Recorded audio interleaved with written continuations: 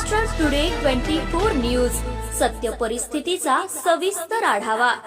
जालन्यात भर दिवसा आईस्क्रीम विक्रेत्याचे अपहरण, झाडाला बांधून लाकडी दांड्याने आणि लोखंडी रॉडने अमानुष मारहाण। 3 अज्ञाताविरोधात तालुका जालना पोलीस ठाण्यात गुन्हा दाखल। जालन्यात आईस्क्रीम विक्री करणाऱ्या तरुणाचे अपहरण करून त्याला झाडाला बांधून अमानुष मारहाण करत 20,000ची खंडणी उकळल्याची धक्कादायक घटना उघडकीस आली आहे।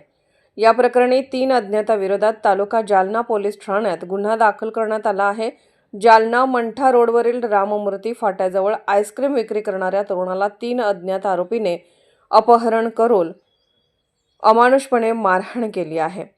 या मारहाणीत हा तरुण गंभीर जखमी झाला असून त्याच्यावर सध्या जालन्यातील एका खासगी रुग्णालयात उपचार सुरू आहेत।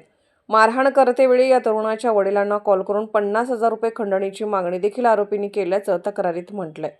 या प्रकरणी जालन्यातील तालुका पोलिसात गुन्हा दाखल असून पोलीस या प्रकरणाचा कसून तपास करत आहेत। महाराष्ट्र टुडे मराठीसाठी ब्युरो रिपोर्ट विलास गायकवाड, जालना।